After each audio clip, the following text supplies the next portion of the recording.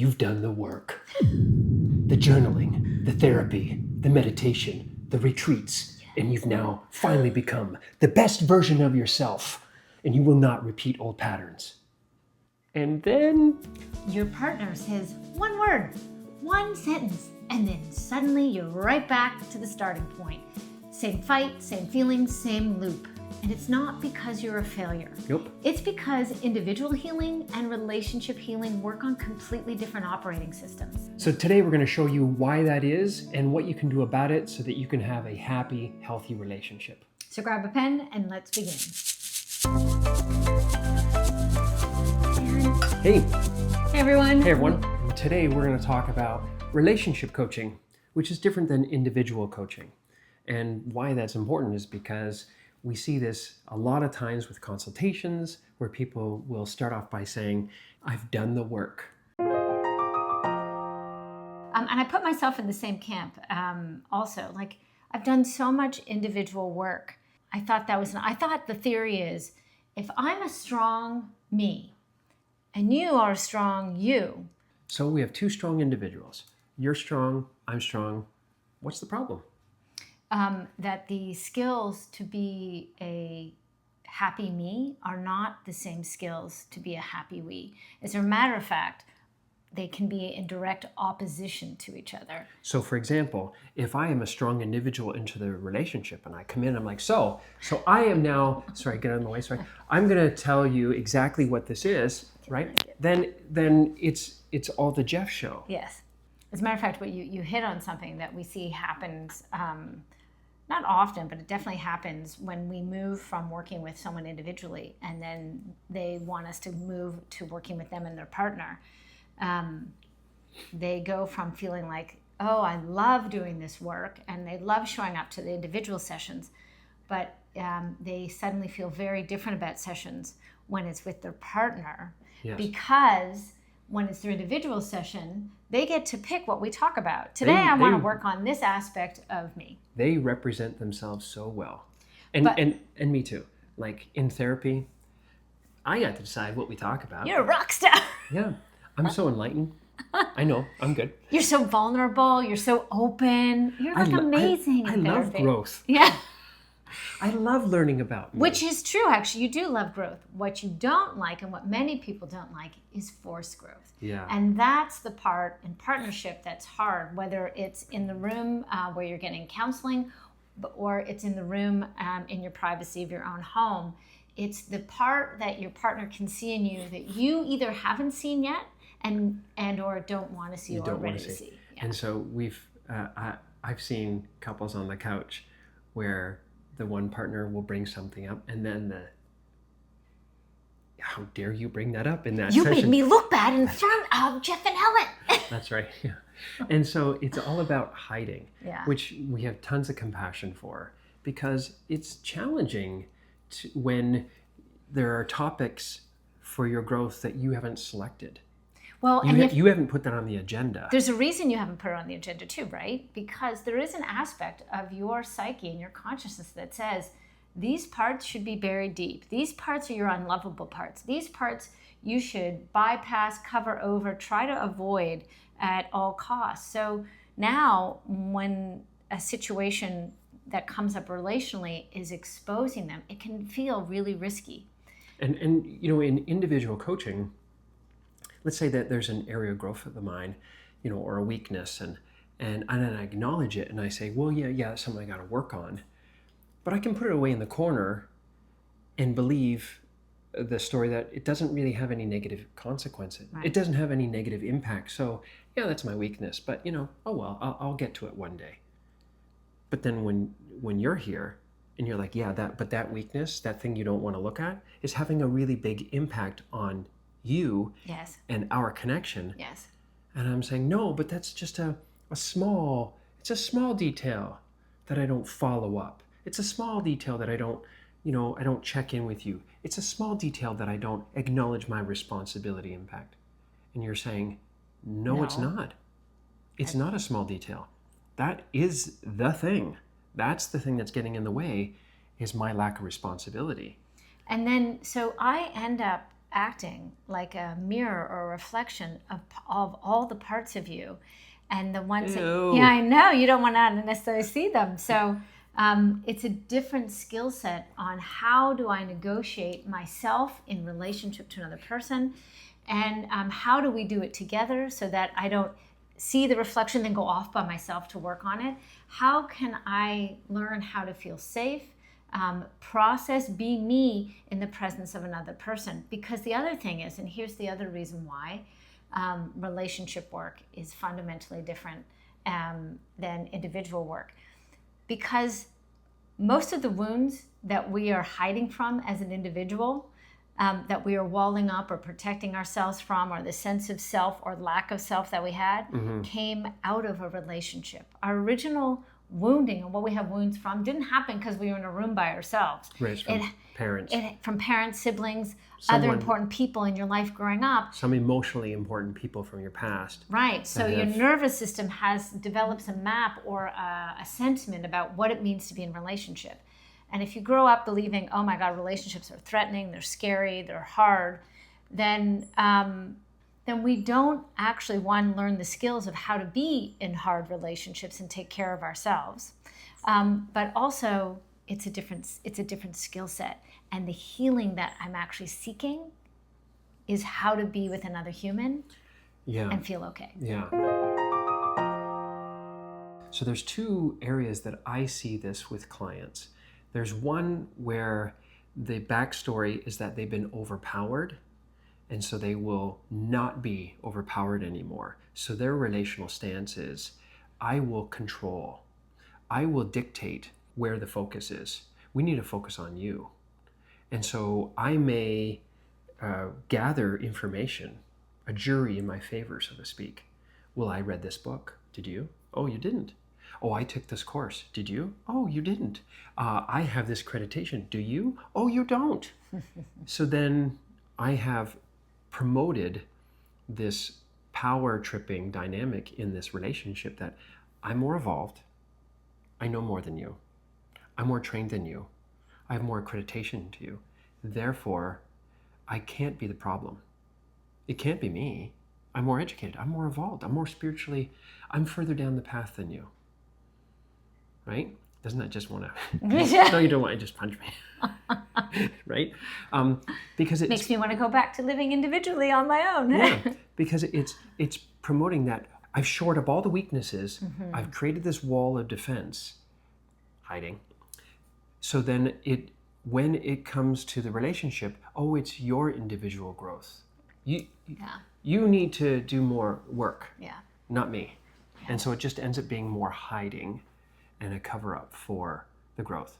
The other piece I see it in the second is that people who have not done the work, but they're selecting the partners that they're with to be their make-work project, the wounded birds. Oh, right. Let me help you.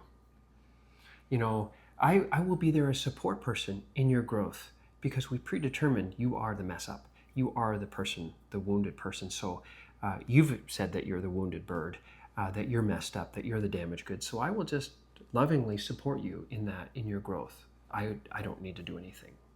But you know, I want to help you in your growth to be a better human being, right? Oh, thank you. Yeah. I think.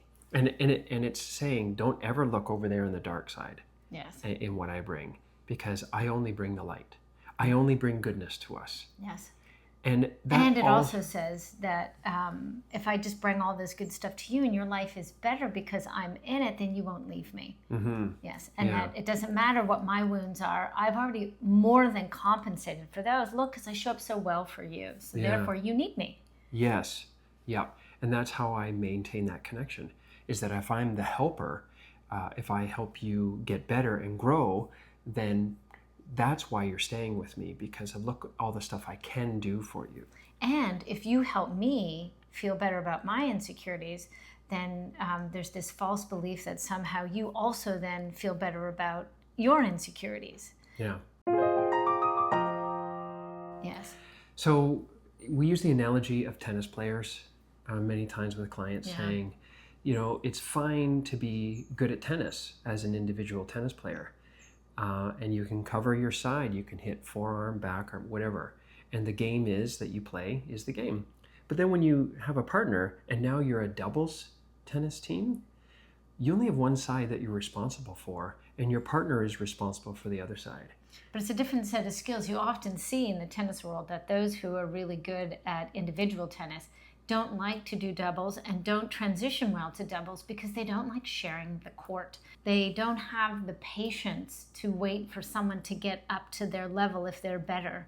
And so it's a different skill set to be on a doubles tennis team, because now it's not all about you. Now it's about an us and a we, and you can only be as good as your undeveloped part. Yeah. So if I don't have a really good backhand and I'm playing on my own, I can just move around the ball so that I'm always hitting my forehand. Yes. And therefore, I may win matches that way. But when I get limited, that it's only one side of the court, and now that side of the court highlights my weakness, and my weakness is actually your strength. Now I can't be pointing the fingers, because if the ball keeps whizzing past me, that's still my area of growth. And that's the other part. How we talk about our growth edges and what we need, the skills that we need to develop, it makes a big difference. If you come to me and just say, Ellen, you got to get better at serving, go do what you have to do, go find your coaches, go practice on your own. So yes, I can become a much more competent server, but I don't become a much more competent team player with you. You and I miss the opportunity to work on our connection and and how to sync up. Because when the ball comes down the middle, who's taking it? Yeah. So am I always hitting that ball near the center line? Yeah. Or do I dictate, you get it, and you're like, oh, I didn't, now we're not working as a team. Right. It's still fighting. And if I keep directing, here's what you do, you just need to do this, just do this, you just keep doing this, then it ends up encroaching that it's just more the Jeff show. It's just more my way plus your way equals my way. Right. And then, of course, I am going to feel like, wait, I'm like a second-class citizen in this relationship. There's a power struggle that's forever going on. I'm building resentment. Yeah. And again, we're not going to build up our team. We're not going to be very successful. The most successful teams are the one that build up the relationship between them as well. Yeah. If you're in a relationship where you're the person or the other person is always the one who's out in front, that the control mechanism is that it has to be my way, or I do it better, I do it faster, I do it more efficient, it's more streamlined, it's better thought out, it maximizes the day, the efficiency. If it's always me leading, that's not a co-lead, that's not a partnership. No.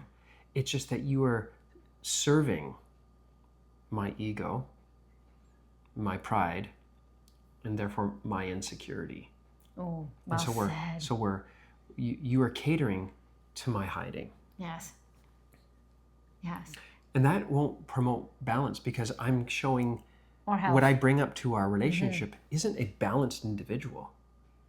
I'm bringing my insecurity with me, but you can't look at it. We can't talk about it. We don't know. We just work on yours. We just work on yours, but we just keep mine in hiding. That is not coming to whole. That's not working as a team. A team says, what do I need to do? What is in service of the team? There actually is no greater self-help than through relationship work. Because in order for me to be the partner to you that this relationship requires me to be, I need to work on those parts that I may not want to look at. Yes. But when you think about it, why wouldn't I want to look at any part that is holding me back from health? That's health. When health is out in front, health says it doesn't matter when the ball comes to each person. Health says, Jeff, you got to work on your backhand. And what I love about that example, and when it comes to you, it's like, Ellen, you need to work on your forehand or your serve. That's what health says. Because it's not serving my ego, my pride. It's not serving your safety. It's saying health, balance, so that we have a happy, long-lasting relationship that goes forward in time. Means I have to step up to the plate. That's uncomfortable.